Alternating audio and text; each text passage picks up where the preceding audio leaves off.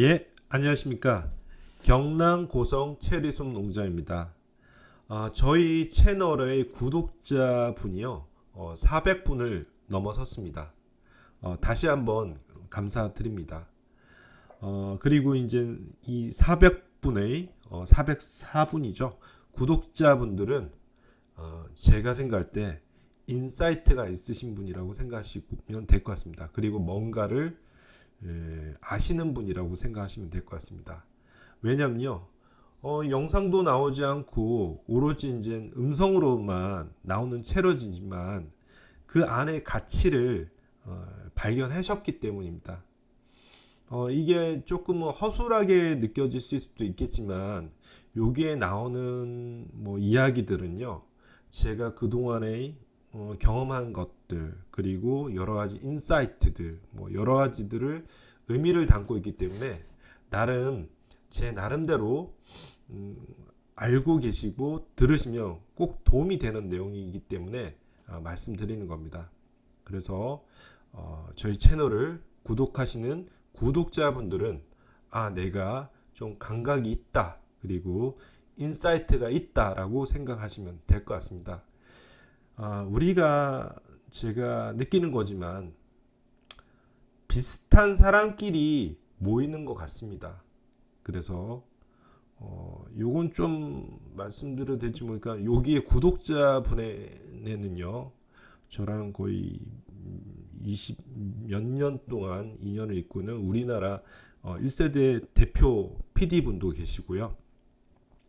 나름 통찰력 있으신, 그리고 능력자 분들도 이 채널을 구독하고 계십니다. 그래서 제가 하는 말이 무슨 말인지, 어떤 의미인지를 아마 이해하시는 분들만 구독을 하고 있지 않나 생각합니다. 그래서 자부심을 가지셔도 좋을 것 같습니다. 자, 그래, 제가 체리에 대한 이야기들을 하고 있는데요. 체리라는 키워드를 통해서 여러 가지 담으려고 하는 의미가 있다는 것 이해해 주시면 좋을 것 같습니다. 오늘의 이야기는요, 체리 농사와 자식 농사의 공통점이라는 주제입니다. 자, 한번 시작해 보겠습니다. 체리 농사를 하면서요, 이 자녀 양육과 어떤 공통점을 발견하게 됩니다. 그래서 오늘 주제는요, 체리 농사와 자식 농사의 공통점인데 그중 4가지의 공통점을 말해 보고자 합니다. 자, 시작합니다. 첫째, 환경이 중요합니다. 체리 농사에서 가장 기본이고 중요한 건 체리가 자랄 수 있는 땅입니다. 자, 예를 들어서 사람이 없는 손길이 없는 산에 나무가 스스로 잘 자라는 것을 보실 수 있죠. 우리 주변에 산에 나무 많잖아요. 산에 나무가 왜 잘 자랄까요? 그거는 나무에 적합한 환경이기 때문입니다. 산비탈에 물빠짐도 좋고요. 낙엽이 지면 그 낙엽이 적절한 영양분이 되고 적절한 햇살을 받을 수 있는 어떤 기울기도 있고요. 바람이 지나가는 통하는 환경이기 때문이다. 자, 나무가 잘 자라는 환경이 중요한 겁니다. 자, 그렇다면 아이 양육에서는 어떨까요? 아이에게도 적합한 가정 환경이 중요합니다. 아이에게 적합한 가정 환경이라면요, 편안하고 안락한 분위기의 가정 환경입니다. 그리고 부모가 다투지 않고 언제나 사랑받고 보호받는다는 정서적 안정감 있는 가정, 그런 환경이 중요합니다. 체리 농사나 자식 농사나 중요한 건 환경이 중요합니다. 두 번째는요, 과보도 좋지 않지만 무조건적인 방임도 좋지 않습니다. 과보, 방임 둘 다 좋지 않습니다. 아이의 발달이 이제 지연되는 여러 가지 요인 중 하나가 환경적 요인입니다. 과보, 너무도 아이의 욕구를 다 들어주고 아이 스스로 하지 않는 환경을 만들어주면요, 아이의 발달의 지연을 일으킵니다. 아이 스스로 뭔가 할 수 있는 기회를 주고 해야 되는데 부모나 주 양육자가 모든 것을 대신 수행해 주거나 했을 때 뭐 언어 지연이라든지 발달 지연이라든지 여러 가지 발달상의 문제가 발생합니다. 그래서 최소한 우리가 보호도 해야 되지만 스스로 흥미로운 새로운 놀이를 시도하고 실패도 하고 성공도 하면서 스스로 세상을 알아가고 배워가는 과정을 주어야 합니다. 그런데 너무 과보를 한다거나 너무 이렇게 놔둬버린다거나 하는 것은 좋지가 않습니다. 필요한 건 부모의 따뜻한 격려와 지지가 중요합니다. 체리나무도 똑같습니다.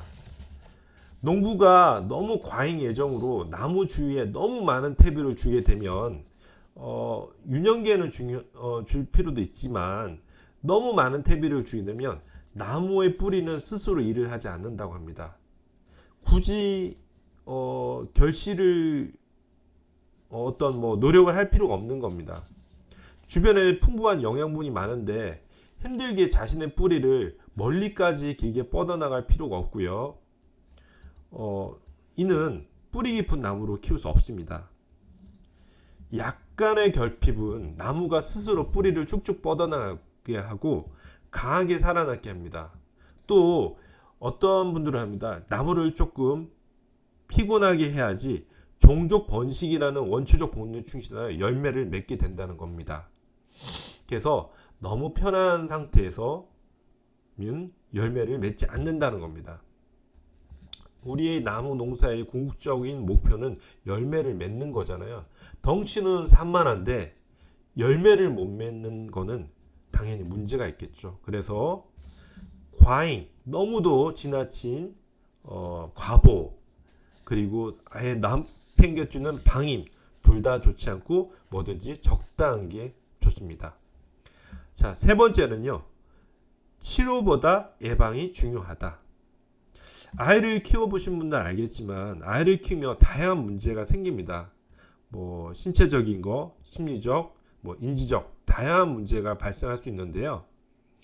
이에 문제가 발생해서 해결하는 과정보다는 사전에 아이에게 발생한 문제에 대한 예방을 하는 것이 더 중요합니다. 예방이란 아이의 문제가 발생한 예방이란 무엇일까라고 생각하실 수 있는데요. 예방 방법은요. 다양한 놀이나 경험의 기회, 체험의 기회를 제공하고요. 부모와 다양한 경험을 쌓고 정서적으로 건강한 토양을 갖는 것들이 결국 예방의 효과입니다. 자, 체리 농사에서도 예방은 굉장히 중요한데요. 제가 저번에도 했죠. 치료보다 예방이 중요하다. 체리 농사는 보이지 않는 주변 환경을 체리 농장에서요. 보이지 않는 이제 체리 농장의 균들이 존재하는데 주변 환경을 깨끗이 하고 바이러스, 충, 조류, 멧돼지, 고라니 같은 것에 미리 사전에 예방하는 것이 중요합니다.